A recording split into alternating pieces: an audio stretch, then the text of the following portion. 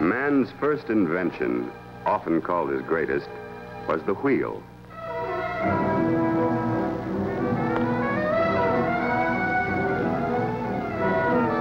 It made the horizon attainable. Through the ages, man went rolling ahead into the future. Then, some 100 years ago, a new horizon shone, and the great surge of a mighty nation went wheeling westward by wagon and horse and hope.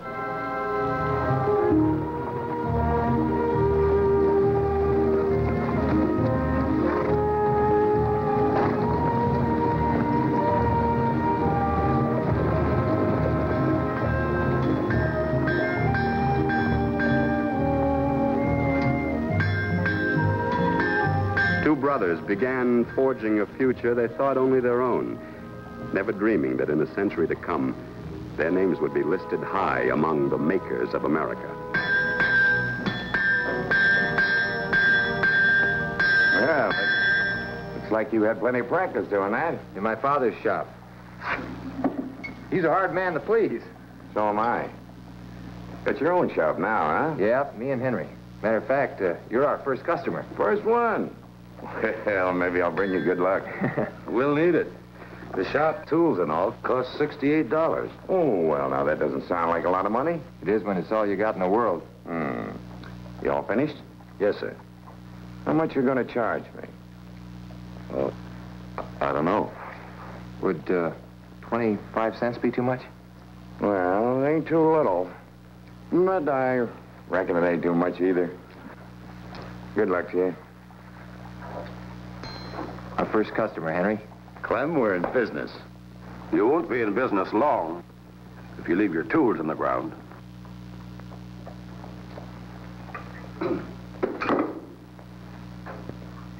Hello, Father. Guess we were a little excited, huh, Clem? We just had our first customer, and he liked the job. Well, I taught you your trade the best I knew. Now you're striking out on your own. That can be a good thing. It's up to you. I brought this with me because this is where it belongs. I've had my own shop, and I've worked for others. And if I've ever learned anything in life, it's this. It's yours now. Well, I'll see you at supper.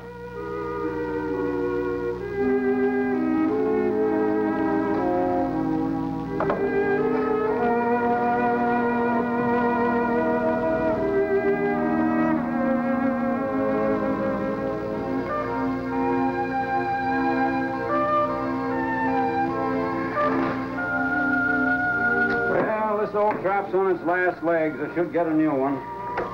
Mr. Earl, we can build you any kind of a wagon you want. Is that right? Can you show me what it looked like? Have a drawing for you in a minute. You fellas have another brother, don't you? Uh-huh.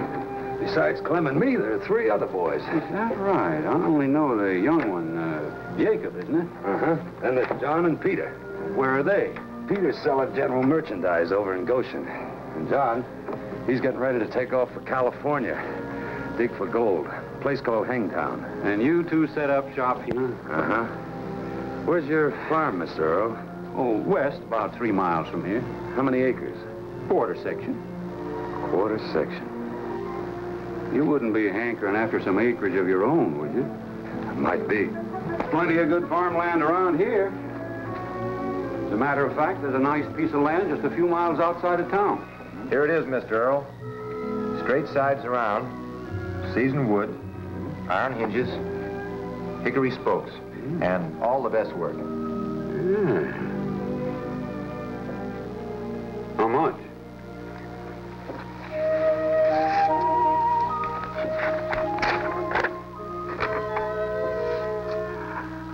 $175. $175. Oh. All right. How soon can I get it? In a week? I'll be back in a week. And we'll throw in a good seat cushion. Well, thanks.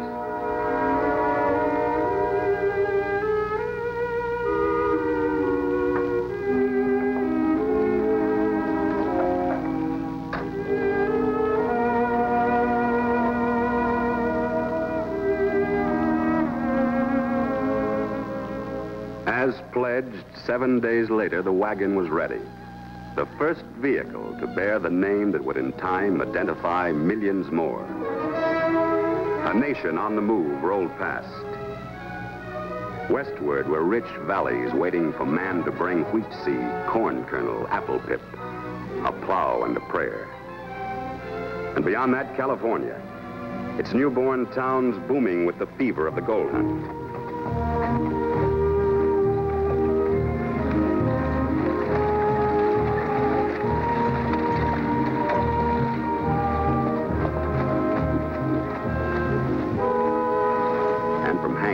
California, John Moeller Studebaker was preparing to journey back home to Indiana. I hate to lose you, John. Sure you won't change your mind? I decided 6 months ago. You know that, Mr. Hines. Look, you came out here 4.5 years ago to mine gold. But did you? No, because you would have starved like some of the miners did. No, you made money blacksmithing and building wheelbarrows. And you made enough to save a nice chunk, didn't you? Yes, and I appreciate everything. This country is just beginning to open up, John. We're getting more than get-rich-quick prospectors out here now. We're getting farmers, people who are settling. Men are coming in with their families and goods, whole wagon trains of them. That's why I'm going back, Mr. Hines, to where the wagon trains start. People will be buying wagons, lots of them. Well, I built the wagon I came here in. I know the kind of wagons these people will need. My brothers have had their own shop in South Bend 6 years now. I've got some money saved and a strong back. I'm going to look that place over. Might be a good beginning for a real business. Maybe. Well, best of luck, John. Thanks, Mr. Hines.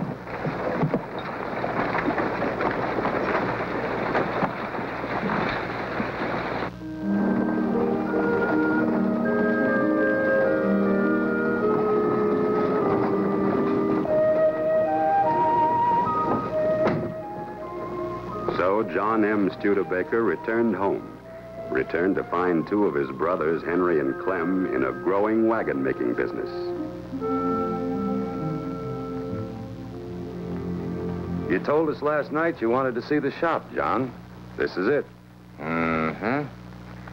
I was kind of curious to see your place, and it's something to see. Wagon yard, workshop, forge, and even an office. Where's Clem? He's out seeing about an order for some wagons. Peter went with him. You know Peter. He'd rather sell than eat. As soon as he found out what Clem was up to, he just had to go along. Help nail the deal, he said. Much of a deal they're after? It is for us. 10 wagons for the Army. We've only built one at a time up till now. You're lucky to be in a going business. And it's only starting. Isn't getting me any closer to a farm. Still after a farm, eh, Henry? Uh-huh. But what about all this? You see, there's Clem and Peter now. I should have stopped you, Peter, before it was too late. I know. Sometimes I talk too much. What's wrong? No deal? We've got a deal, all right. Here's the contract. You hear that, John? We got a contract for 10 wagons. 10. Henry, not 10. Not 10? No. 100. 100 wagons. With delivery in 6 months. Says so right here in the contract. That's wonderful. Sounded wonderful to me, too. Till on the way back, I began to realize how impossible it was. Impossible? Why? In the first place, where are we going to get the money for materials? Money. That's been the trouble in this family ever since I can remember. Now I know I'm home. Clem, you know we haven't got the men or equipment. Peter even sold me on the idea we could do it. Well, I'll have to go back and tell them that the deal's off. I've got the money. Here's $8,000. $8,000? You said you didn't make a cent mining gold. I didn't. Not mining gold. I got it making wheelbarrows. Wheelbarrows? And I came home figuring on making wagons. This is the perfect spot. The jumping off place to the west. I don't think there's a better business to be in any place. What's the matter, Henry? Don't you agree? Well, Oh, I see. You'd still rather have a farm, huh? John, All right, Henry, you're going to have your farm. Got a place picked out? There's a place a couple of miles out of town I'd give anything to own. Your share of the wagon business? My share isn't worth the price of a farm. It is to me. You mean you'd... Yes. The farm for your share of the business. It's a deal. Thanks, John. Now that's settled, what about our little deal? What do you mean? Well, Clem and I drew up sort of an agreement before we had any notion you'd be buying in, J.M. You see, we... J.M.? Why not? It's more businesslike than John Moeller. J.M. Yeah, I like that. Here it is. I, Peter Studebaker, agree to sell all the wagons my brother Clem can make. Signed, Peter Studebaker. I, Clem Studebaker, agree to make all the wagons my brother Peter can sell. Signed, Clem Studebaker. Well, that's certainly businesslike. Business. Well, we're in one now. A big one. Too big, maybe. It's going to take more than money to build 100 wagons in 6 months. We're just not fixed for turning out wagons at anywhere near that rate. All right. We'll work out new methods. New machinery, maybe. I'm glad I don't have to worry about finding seasoned wood for any 100 wagons. Henry's right. There's not that much good wood to be had. Even if we pay a good price for it? At any price. Clem, can't we use unseasoned wood? Those wagons are going to have our name on them. If we can't get seasoned wood, we'll make it. There's no such process. Then we'll invent one.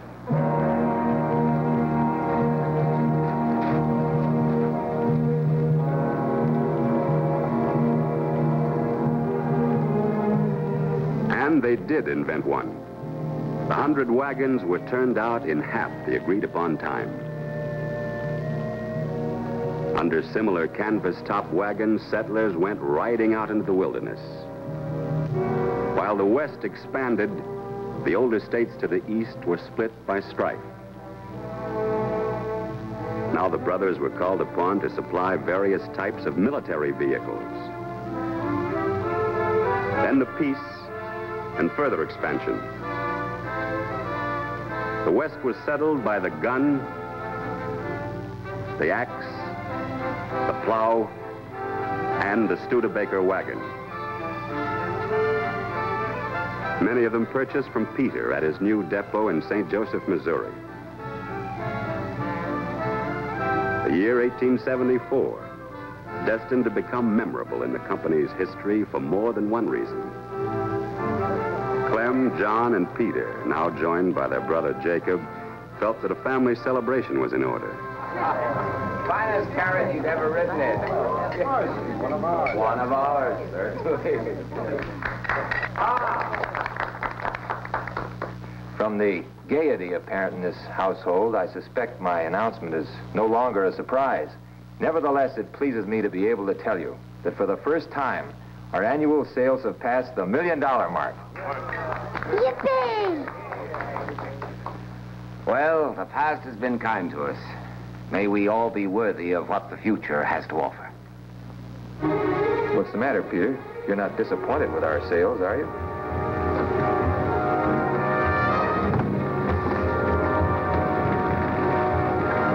The shop! Come on!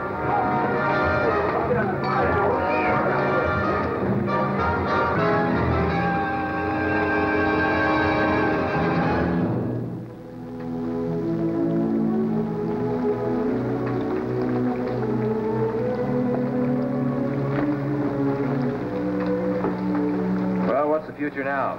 2/3 of the whole place gone up in smoke. 15 years of hard work wiped out in an hour. Maybe the $1 million mark is as far as we were supposed to go. The panic of '73 couldn't stop us, but the fire of '74 certainly did.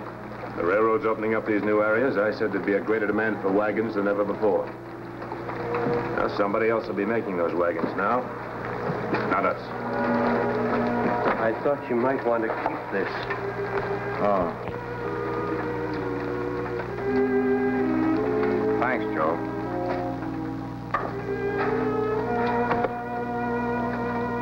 Wait a minute, Peter. Let's not allow the smoke in this place to fog our minds. Isn't it clear we'll have to close down? Close down? What else?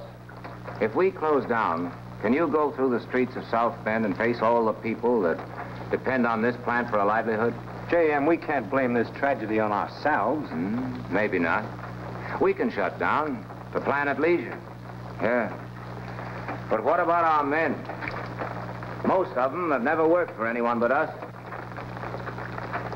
They helped us to build a tradition of fine craftsmanship.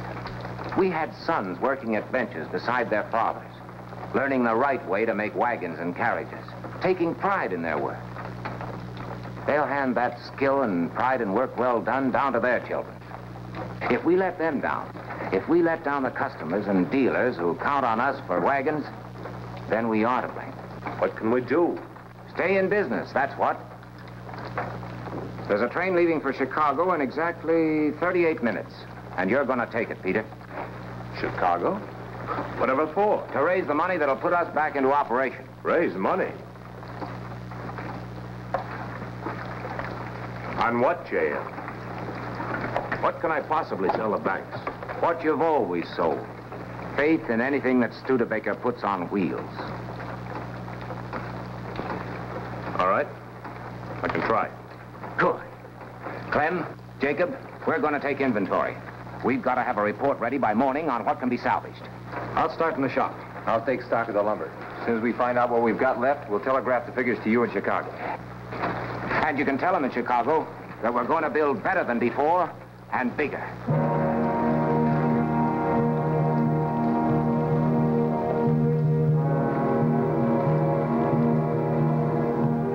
From the ruins of a fire, they built the largest vehicle plant in the world. A plant to keep pace with an America making gigantic strides in science and industry. 25 years later, progress was keyed by a younger generation, such as J.M.'s son-in-law, Frederick S. Fish. 4 of the brothers had passed on, leaving only J.M., with a gratifying record of achievement and a keen enthusiasm for the newest form of transportation, the automobile. The new and complicated mechanical needs of this day were a far cry from the first simplicity of the buggy days. Well, that seems to make sense. When do we road test the car? Whenever you're ready. I'm always ready for tests on the gasoline buggy. If I'm not mistaken, this is the 16th road test this year, isn't it? Ever since you gave me the responsibility of the gasoline buggy, I've been anxious to get into production. The model we have now is at least as good as what other manufacturers have. Good enough to sell with the name Studebaker on it? Well... Don't worry about getting into production. Worry about developing a car that's worth producing. Ah.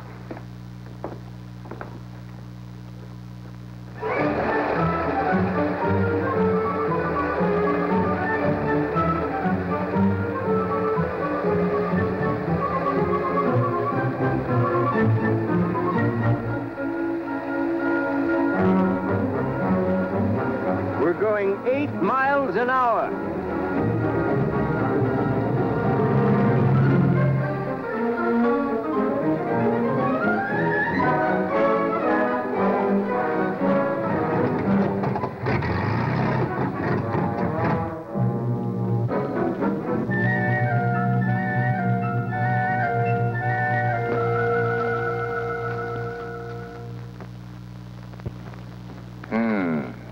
Still haven't solved the problem of misfires in the cylinder, huh?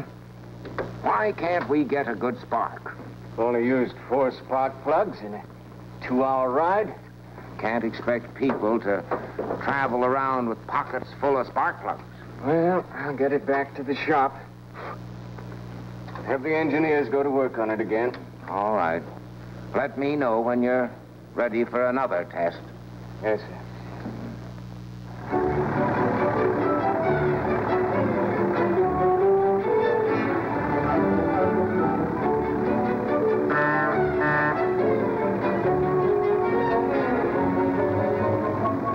What do you think of the improvements we've made in the last 2 years? We're going 16 miles an hour. But that's on the level road. Let's see what it can do on this hill.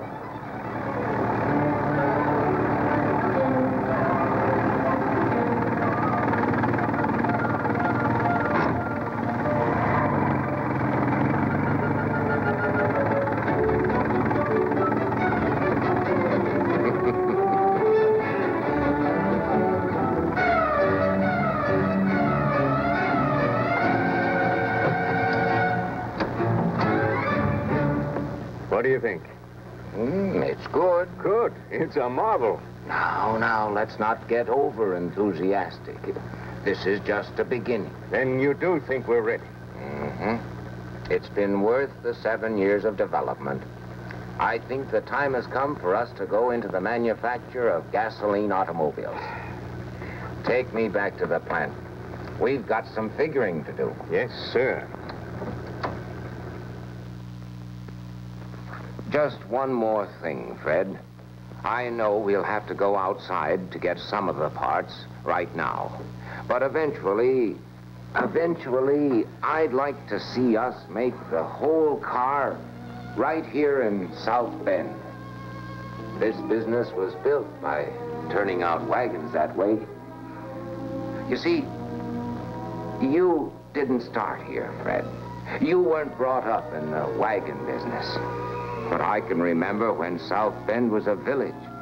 My brothers and I helped to make it a city, and it's always stood by us. Of course, this is your baby.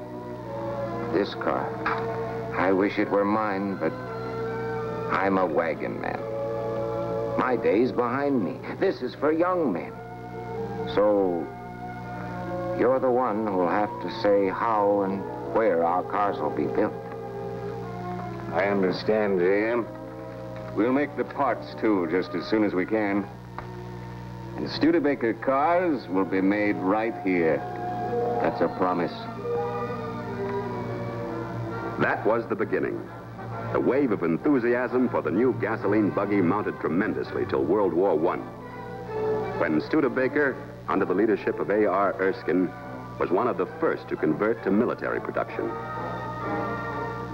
With the coming of peace, manufacture began on a completely new Big Six. Its instantaneous public acceptance so securely established the company in automobiles that the manufacture of wagons was reluctantly abandoned.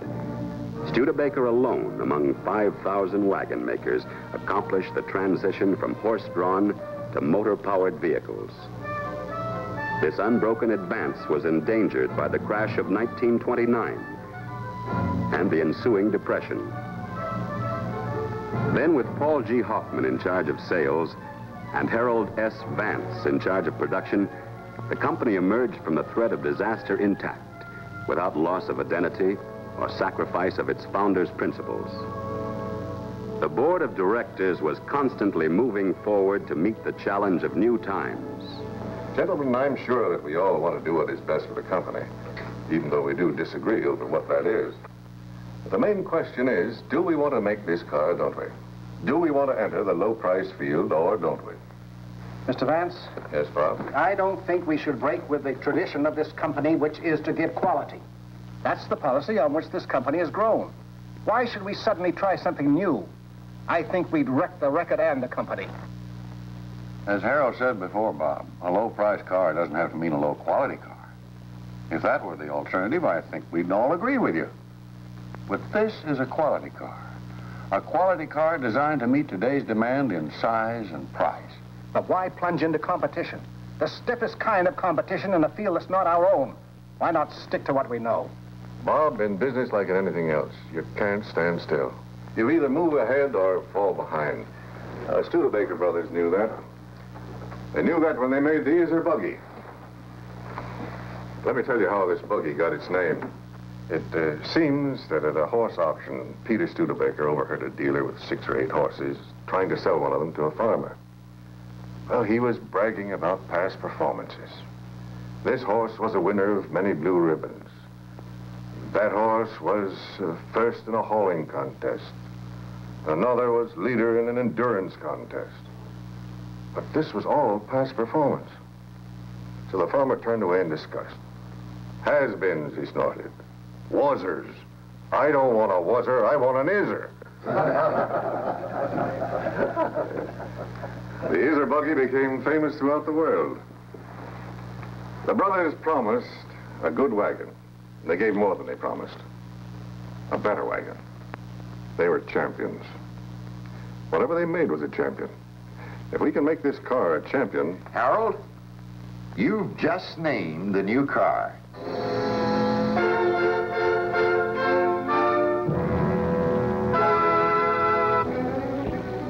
So production began in the low-price field.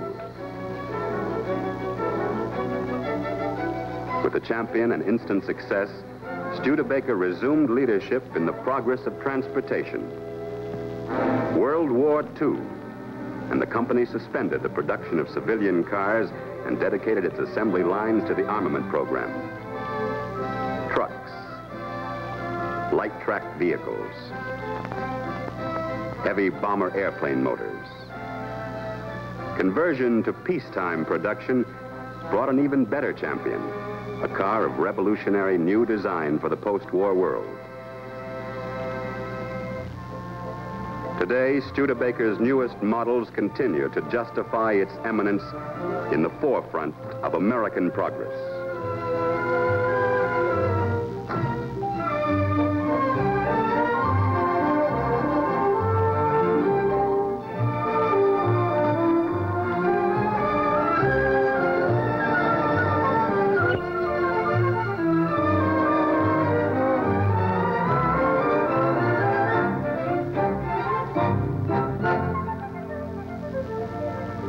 Those are the sales figures. And these letters keep rolling in. We've never enjoyed an automobile more than our new Studebaker. And these wires from dealers.